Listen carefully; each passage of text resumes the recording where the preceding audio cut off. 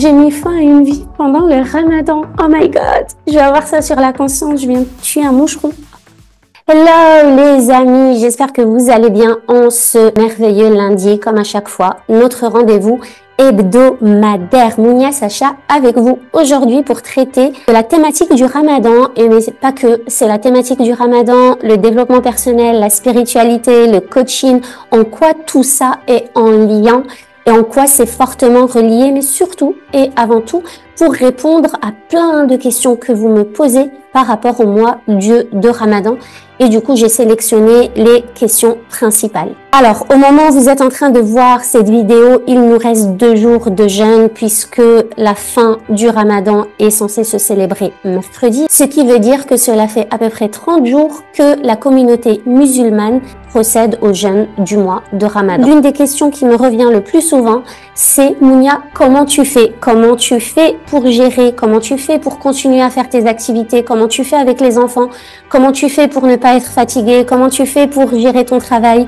Comment tu fais pour continuer à faire du sport? Mais comment tu fais? Et ça, c'est pas qu'à moi qu'on pose cette question, c'est la question qui revient tout le temps. Alors pourquoi c'est une question intéressante? Parce que justement, pour moi, tout est lié au mindset, tout est lié à nos croyances, tout est lié à ce que l'on se dit dans notre tête, tout est lié au développement personnel, à la croissance personnelle. Alors, pourquoi c'est en lien avec le développement personnel? Bon, déjà pour moi, la question de développement personnel, est-ce qu'on se développe personnellement ou pas? Est-ce qu'on est dans le développement personnel ou pas? Est-ce qu'on fait du dev perso ou pas? Pour moi, cette question, elle se pose même pas. Je trouve que c'est plus un truc à la mode en ce moment. On se pose des questions. Moi, je fais du dev perso et tout. Non, moi, je pense que tout être humain est forcé de se développer personnellement, en fait, qu'il le veuille ou non, puisqu'on vit dans le changement H24, le monde change, et nous, on est en mouvement dans ce monde qui est lui-même en mouvement. La Terre, elle continue de tourner.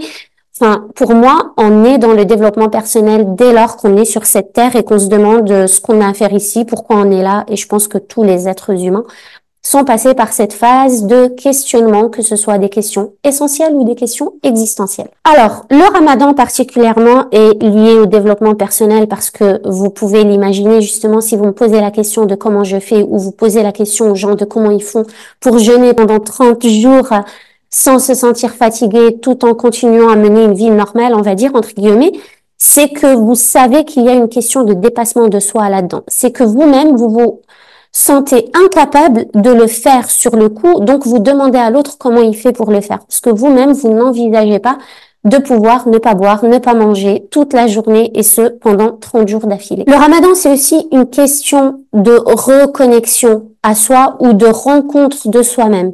La reconnexion à soi, c'est l'écoute de soi, c'est l'écoute de son corps. On n'est jamais autant connecté à son corps que pendant le mois de Ramadan. On n'est jamais autant connecté à son esprit que pendant le mois de Ramadan. Le corps, pourquoi? Parce qu'il n'y a que la sensation de faim physique qui va vous reconnecter vraiment à votre corps, qui va vous mettre mais KO dans le sens où tiens, tu vois, t'es pas puissant. En fait, si tu me donnes pas à manger et que je peux pas fonctionner, tu peux rien faire. Tu vois que c'est grâce à moi que tu tiens debout H24. Donc là, tu vois que si tu te sens fatigué, que si tu as faim, que si tu as mal au ventre, que si tu as des vertiges ou peu importe, c'est des signaux de ton corps qui sont en train de te dire que quelque chose lui manque. Donc, en gros, et de la gratitude, ok? Arrête d'être ingrat, arrête de te croire surpuissant, arrête de te sentir je ne sais où. Non, tu es là et puis il y a quelque chose de beaucoup plus grand qui te dirige et tu n'en as même pas conscience et tu n'en aurais même pas la connaissance si tu ne vivais pas vraiment ce moment-là. Donc oui, c'est vrai, c'est un peu plus rentrer en profondeur avec soi et avec sa spiritualité dans le sens où on fait une petite pause pour se dire waouh, c'est vrai que des fois j'oublie que je ne suis rien. Pouvoir reconnaître la faim physique. On vit dans une société de surconsommation et de suralimentation. Moi, j'en parle beaucoup dans le programme de psychoneuronutrition par rapport à la perte de poids définitive, comme quoi c'est la suralimentation qui mène au surpoids, mais c'est surtout quelque chose d'ordre psychologique qui mène à la suralimentation. Pendant le Ramadan, on s'en rend complètement compte puisqu'on se dit, mais là, Je vois que j'ai envie de manger juste parce que je m'ennuie. Là, je vois que j'ai envie de manger juste parce que je suis triste. Là, je vois que j'ai envie de manger parce que je suis en train de cogiter devant mon ordi, parce que ça cogite dans mon mental. Donc, je veux manger pour combler un besoin qui doit trouver une réponse ailleurs que dans la nourriture. Hein. On se comprend bien, on s'entend bien de ce côté-là, il n'y a pas de souci. Mais voilà, on se rend compte qu'on avait un fonctionnement automatique, qu'on était beaucoup trop longtemps dans un pilotage automatique qui faisait qu'on s'alimentait, mais pas pour les bonnes raisons. C'est aussi un moyen, un peu comme le confinement, qui nous fait faire une pause pour qu'on redescende sur terre, en fait, pour qu'on revienne à la source. C'est-à-dire, oui, avant, je mangeais à 7 heures, je mangeais à 10 heures, je grignotais un truc, et puis je prenais un déjeuner à midi, 13 heures, et puis je regrignotais l'après-midi. Et puis, en fait, on passe notre temps à manger par pilotage automatique, mais on ne sait même pas pourquoi on mange. Le jeûne, de façon générale, vous permet de vous reconnecter à cette sensation de faim physique, cette sensation qui vous est amenée à la conscience par des signaux que vous envoie votre corps. Donc, c'est une façon d'augmenter le volume du corps et de neutraliser un peu plus le volume du mental, de sortir de l'emprise du mental. Parce que le mental, c'est ce qui nous dit qu'il faut faire quelque chose parce que c'est comme ça a été dicté comme ça a été établi comme ça par quelqu'un quelque part. Quand on jeûne, on redescend sur terre et on se rend compte qu'on a pédalé trop longtemps à côté du chemin. Finalement, ça revient à la connaissance de soi, apprendre à se connaître, apprendre à s'écouter, apprendre à savoir ce qu'on aime ou ce qu'on n'aime pas, à ressentir les signaux de son corps, à avoir des sensations physiques corporelles qu'on arrive à conscientiser pour les accueillir, pour pouvoir les accepter, pour pouvoir les comprendre, pour savoir comment je me sens dans telle ou telle situation et comment je me sens dans telle ou telle situation. C'est vraiment ça. C'est une question de mindset. Qu'est-ce que je me dis dans ma tête et qui fait que j'arrive à tenir sans problème, en fait? Quand on me dit comment tu fais, bah, en fait, moi, la question, elle se pose même pas. C'est pas, est-ce que je suis capable de jeûner ou pas? Est-ce que je suis capable de tenir ou pas? J'ai un focus, j'ai un objectif, c'est comme ça et puis c'est tout. En fait, donc, je ne me pose pas la question. Quand le mois de Ramadan arrive, je ne me pose pas la question si je vais y arriver. Je sais que je vais y arriver parce que j'ai entraîné mon cerveau à y arriver. Il ne se pose même plus la question. Pour lui, c'est logique. Déjà de un, quand je mets en place un objectif, j'y vais, je fonce et je l'atteins parce que j'ai fonctionné comme ça pendant assez longtemps pour faire comprendre à mon cerveau que quand j'ai un objectif, il faut qu'il y aille avec moi. Et de deux, j'ai fait assez de Ramadan dans ma vie qui, du coup, par la répétition, ont entraîné mon cerveau et mon corps à observer ce moi, on va dire, avec fluidité et facilité. Je dis pas que c'est facile tous les jours. Il y a évidemment des moments où je suis fatiguée, où j'ai faim, où j'ai envie de manger un petit truc, où je me dis, ah, j'aurais bien aimé juste boire une gorgée d'eau. Mais la question de le continuer ou pas, de s'arrêter ou pas, d'abandonner ou pas, ne se pose absolument pas. C'est comme ça. Et pour moi, ça, c'est vraiment une question de mindset, c'est une question de mental. Comment j'ai entraîné mon mental pour y aller no matter what. Il y a forcément et évidemment quelque chose de très important dont on doit tenir compte, c'est la foi et la spiritualité. C'est même pas la religion, c'est la spiritualité et la foi qui peut vous aider dans tous vos objectifs, même lorsqu'ils ne sont pas religieux. Dans tous les objectifs que vous mettez en place, vous avez besoin de croire avant de voir. La preuve, là on est au printemps, vous allez commencer à planter des choses dans votre jardin.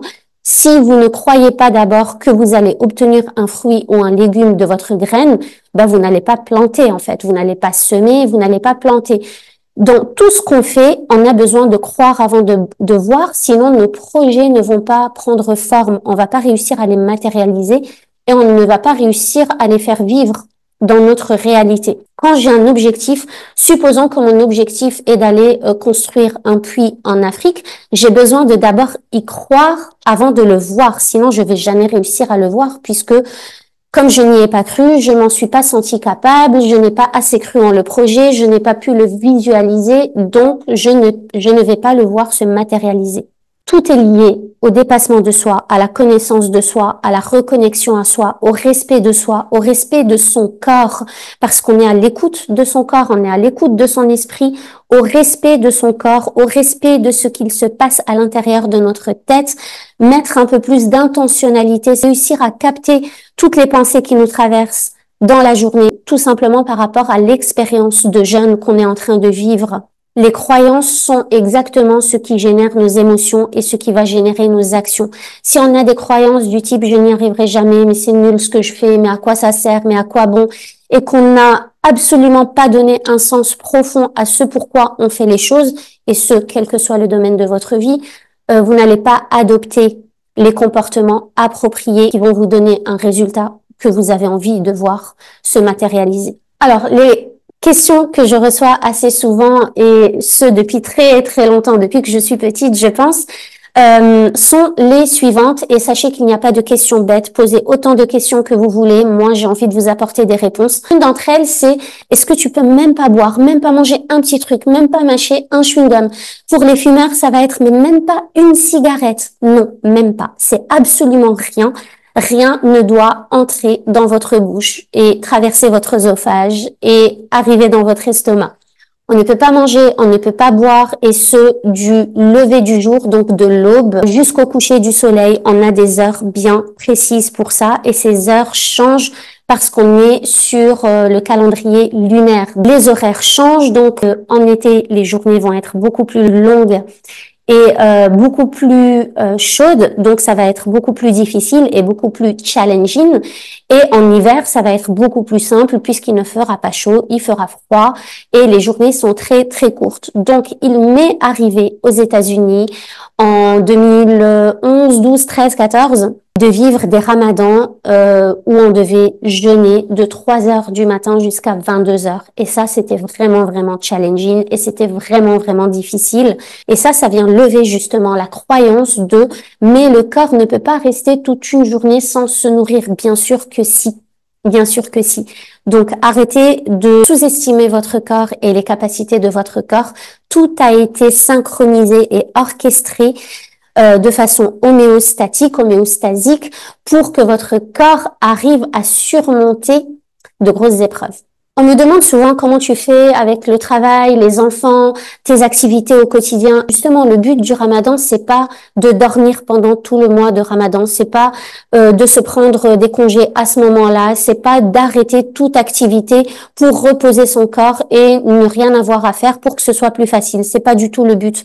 Le but, justement, c'est de continuer à vivre sa vie comme d'habitude, continuer à œuvrer, continuer à faire des efforts, les efforts habituels pour justement, de un, montrer que le corps peut tout supporter, pour montrer que votre corps est puissant, pour montrer que votre corps sait comment fonctionner, prendre conscience que c'est une chance d'avoir ce qu'on a, c'est une chance d'avoir un toit, c'est une chance d'avoir de quoi s'alimenter, c'est une chance d'avoir de quoi s'habiller, et que je dois remercier Dieu pour ses bienfaits en fait avec un grand B.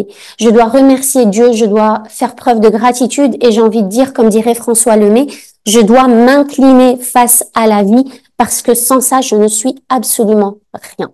Est-ce que tu es beaucoup plus fatigué pendant le Ramadan? Moi, je trouve pas. Je suis un peu fatiguée vers les 10 derniers jours du Ramadan, donc après avoir jeûné 20 jours non-stop. C'est pas une fatigue due au manque de nourriture. Au contraire, moi, je trouve que pendant le Ramadan, on se repose. On se repose. Point de vue alimentation, notre corps se repose. Il va puiser dans ses ressources. Il va puiser dans les déchets et va pouvoir les éliminer par lui-même. On va arrêter de le gaver. On va arrêter de le suralimenter. On va en prendre soin. On va le laisser faire les choses. Donc, cette notion-là fait que je me sens beaucoup plus énergisée. J'ai moins de charge mentale, j'ai pas besoin de, alors ça c'est le côté pratico-pratique, j'ai pas besoin de penser aux repas, aux 3 repas de la journée, aux repas matin, midi et soir, j'ai pas besoin de penser aux courses. On fait une pause en fait de tout ça et on revient à l'essentiel. C'est vraiment la conscience de soi, la conscience de son corps, la paix, la spiritualité, la sérénité, la lecture, la compréhension, la réflexion, le dev perso. Donc, je me sens beaucoup plus en énergie, sûrement parce que j'ai beaucoup moins de choses à digérer ou à nettoyer dans mon corps. Donc, je fais une vraie détox. Alors, attention, le Ramadan, ça se prépare tout comme on prépare le mental d'un athlète de haut niveau pour une grande compétition. On prépare le mental d'un être humain qui va s'apprêter à jeûner pendant 30 jours. C'est logique, c'est normal, ça demande de l'entraînement, ça demande de la préparation. Il y a des personnes qui me disent, mais Mounia, c'est pas trop dur de voir les gens manger pendant que tu jeûnes. Au contraire, moi, pendant le mois de Ramadan, comme je vous l'ai dit, c'est un focus. Donc la question, elle ne se pose pas. Donc je ne me demande pas si je peux manger ou pas manger, si je devrais m'acheter ceci ou cela, si je devrais partager le repas avec telle ou telle personne. La question ne se pose pas. Je suis focus. Mon objectif de jeûne des 30 jours devient prioritaire, donc toutes les distractions deviennent floues.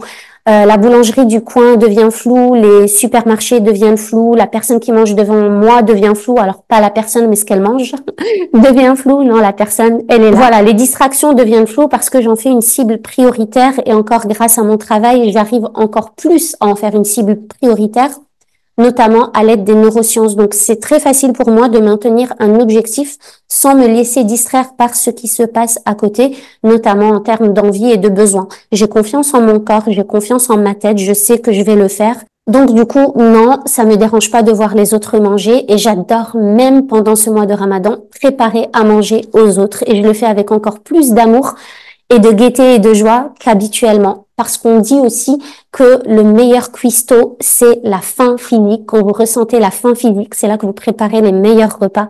Parce que vous êtes tellement justement à l'écoute de vos sensations, à ce que désire votre corps. Vous avez de l'imagination, de la créativité en termes d'alimentation. En tout cas, moi, je le perçois comme ça. C'est à ce moment-là que je fais des choses encore plus belles, que je vais diversifier mon assiette, que je vais voir des couleurs dans l'assiette et sur la table. Et j'adore cuisiner pour les autres à ce moment-là. Il y a des personnes qui me disent, moi, j'ai pas peur de pas pouvoir manger, c'est plus la soif qui va me déranger. Sachez que votre corps, il a des réserves, que ce soit en termes de nourriture ou en termes d'eau, il est essentiellement composé d'eau. Donc, effectivement, on peut avoir des sensations de soif, mais il y a une différence entre avoir une sensation de soif et croire que l'on va mourir de soif. C'est pas pareil. Avoir une sensation de soif, ça peut aussi être une fausse soif. C'est-à-dire que là, si je parle trop, je vais avoir la gorge sèche, la langue sèche, la bouche sèche. Je vais me dire, ah tiens, j'ai soif. Bah, j'ai pas soif. C'est juste que je suis en train de parler et forcément, ma bouche va sécher. Par exemple, si je suis en train de regarder une publicité à la télé, alors ça, c'est du pur neuromarketing, et je vois une publicité de jus d'orange frais et que je suis en train de jeûner, ça va me donner envie de boire du jus, de boire un liquide frais.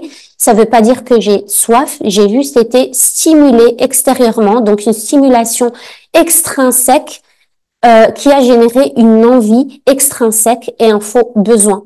Donc, encore, c'est justement ça qui est super important. Pendant le mois de Ramadan et avec un peu d'accompagnement, vous allez même être capable de comprendre ce qu'est la vraie soif, ce qu'est la vraie faim et comment faire la différence entre le vrai besoin et le faux besoin. On me demande aussi, est-ce que les enfants sont obligés de le faire? Alors, sachez que ni les enfants ni les adultes ne sont obligés de le faire. C'est une prescription religieuse. On estime que lorsqu'on atteint l'âge de la raison, et ce, si cette notion de jeûne a été vraiment bien transmise aux enfants à travers leur éducation, lui donnant du sens, en leur expliquant les choses, les enfants, comme les adultes, ont besoin de comprendre pourquoi ils font ce qu'ils font. On estime qu'à l'âge de la raison, aux alentours de la puberté, un enfant est capable de jeûner. Mais évidemment, moi, je suis absolument contre le matraquage religieux et je suis absolument contre le forcing. On ne peut pas forcer un adulte à faire quoi que ce soit. On ne peut pas forcer un enfant à faire quoi que ce soit, même si c'est une question de religion et même si on est persuadé que c'est un bien pour lui ou pour nous. Donc là encore, c'est une question de développement personnel. Je vais pas transmettre à quelqu'un quelque chose qui me paraît beau et merveilleux à mes yeux et qui a du sens et dont je suis convaincue.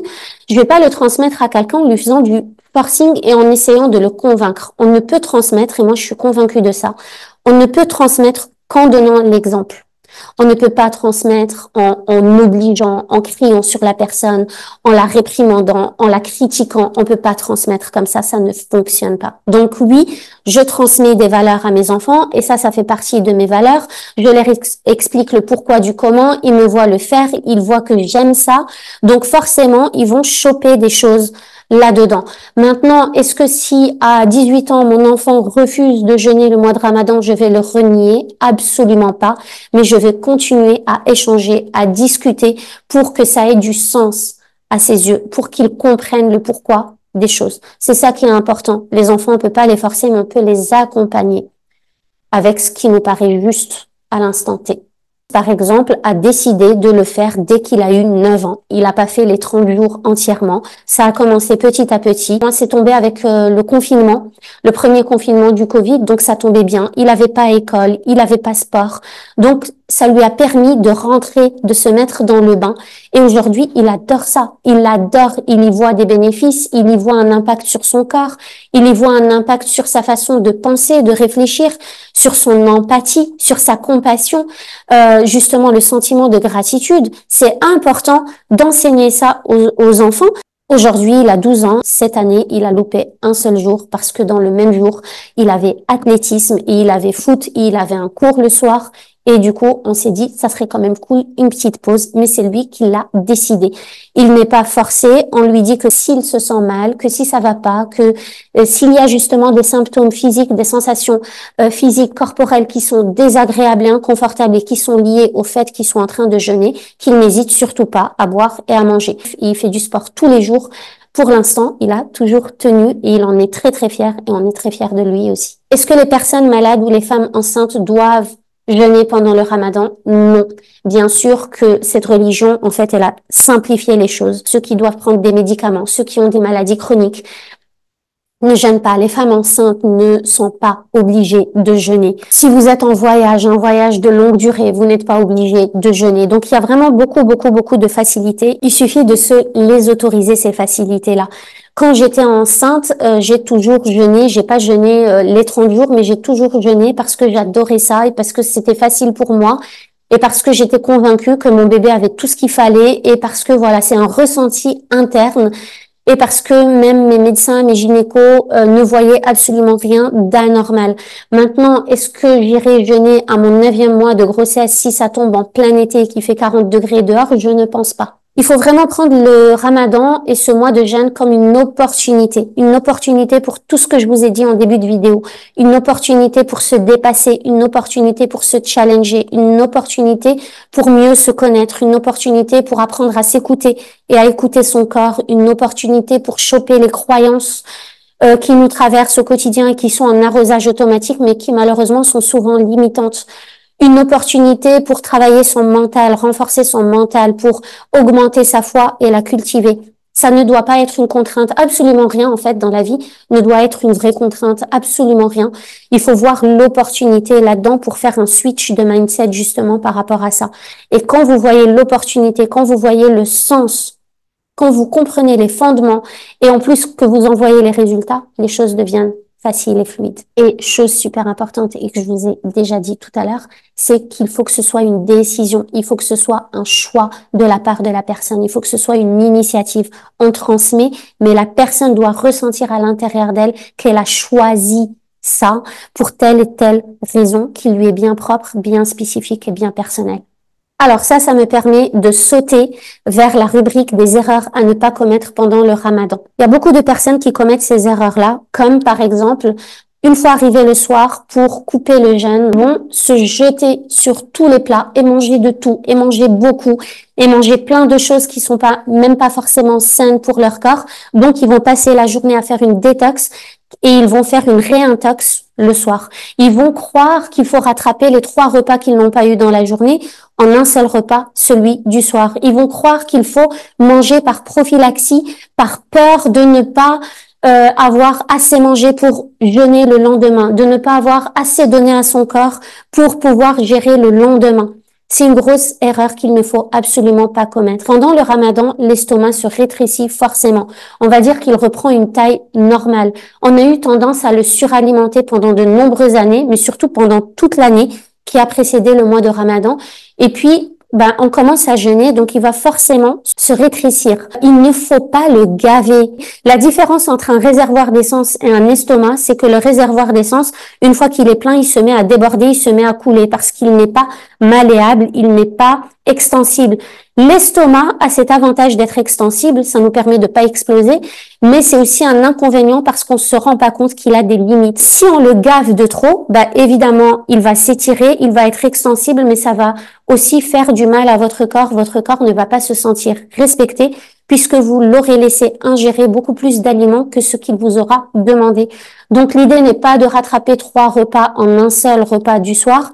L'idée, c'est de manger juste et de manger bien, de laisser un tiers de la place pour la respiration, un tiers de la place pour les liquides. L'erreur que l'on commet aussi, c'est que beaucoup de personnes passent la journée à regarder des recettes, à cuisiner. C'est du neuromarketing aussi, du self-neuromarketing, et ça j'en avais déjà parlé dans une autre vidéo YouTube il y a quelques années déjà, parce que je me rends compte que en fait on se fait du mal pendant le mois de Ramadan et qu'on a cette croyance que ça doit tourner autour de l'alimentation. Absolument rien à voir. Comme je vous l'ai dit, c'est une histoire de développement personnel. Donc c'est vraiment le moment de déconnecter. Passer sa journée à cuisiner vous fait du mal puisque ça vient activer des zones du cerveau et notamment la zone du désir et du plaisir qui vient vous donner l'impression que vous avez faim alors que c'est une fausse faim. Mais juste parce que vous avez été exposé à des images, à des odeurs, à des textures, à des saveurs, vous allez croire que vous avez faim. Vous n'avez pas faim et vous n'aurez pas faim si vous ne vous exposez pas par vous-même à ce genre de choses. Ça ne tourne pas autour de la nourriture, justement, on déconnecte de la cuisine et on se reconnecte à ce qui est bien plus grand que ça. C'est pas la quantité d'aliments qui est importante, c'est pas la quantité de votre assiette qu'il y a dans votre assiette qui est importante, c'est vraiment la qualité de ce que vous allez donner à votre corps qui va être déterminante. Vous pouvez manger à l'aube une date et un verre d'eau et vous sentir beaucoup mieux que si vous aviez mangé du poulet, un plat de pâtes et une tonne de choses en vous disant « Ok, si je mange ça, je n'aurai pas faim ». C'est pas vrai. Et enfin, une erreur à ne pas commettre, c'est cette croyance que l'on a que bien manger veut dire qu'on n'arrive plus à ouvrir le bouton du pantalon. Ça veut dire, waouh, j'ai bien mangé là. Ça, c'est pas bien manger. Ça, c'est trop manger. Bien manger, c'est manger entre la faim physique et la satisfaction et la satiété. Bien manger, c'est manger un tiers, boire un tiers et laisser un tiers pour la respiration. Bien manger, c'est manger des aliments qui vous font quand même vous sentir léger derrière. Vous n'avez plus faim, mais vous êtes léger. Bien manger, c'est ressentir du plaisir. Bien manger, c'est se sentir bien, se sentir énergisé, se sentir ressourcé, se sentir vitalisé. Ça, c'est bien manger. Mais quand on n'arrive plus à ouvrir le bouton, quand on n'arrive plus à respirer, là, c'est une erreur que de dire j'ai bien mangé. Là, c'est j'ai trop mangé. J'ai abusé de mon corps. J'ai pas respecté mon corps. Votre corps, c'est un temple. Il faut faire très attention à ce que vous laissez y entrer. Dès que vous ressentez de l'inconfort, dès que vous ressentez de la douleur, qu'elle soit physique ou qu'elle soit, voilà, cet inconfort de « ah, j'en peux plus », c'est qu'il y a quelque chose qui ne va pas. C'est que votre corps est en train de vous dire que vous avez abusé de quelque chose, que ce soit d'un type d'aliment, que ce soit d'une combinaison alimentaire ou que ce soit de la quantité d'aliments. Il y a beaucoup de personnes qui grossissent pendant le Ramadan. Moi, personnellement, j'ai un avis assez tranché là-dessus. Je ne comprends pas comment on peut grossir pendant le mois de Ramadan. Si on grossit pendant le mois de Ramadan, c'est qu'on est dans l'erreur de la suralimentation pendant le mois de Ramadan parce qu'on croit qu'il faut rattraper tout ce qu'on n'a pas mangé en une soirée. Voilà, je pense avoir fait le tour de la question. Si vous avez encore des questions à ce sujet, n'hésitez surtout pas. Moi, j'adore le mois de Ramadan. C'est un moment de reconnexion pour moi. C'est un moment très spirituel pour moi. Le jeûne, de façon générale, j'aime bien l'instaurer. Et j'adore les bénéfices que j'en tire. Pour moi, c'est une cerise sur le gâteau. J'adore voir à quel point ça m'apaise, à quel point ça me rend sereine, à quel point ça augmente ma foi, ma confiance en soi, aussi mon estime de soi. Donc votre but à vous, c'est de vous fixer des défis, des challenges, alors pas forcément en passant par le jeûne, mais quelque chose qui vous fasse sortir de votre zone de confort. Donc ça peut être ça, comme ça peut être une activité que vous allez mettre en place et qui vous rappelle que vous n'êtes rien. Alors c'est pas dégradant de dire ça. On a besoin de se rappeler qu'on n'est rien.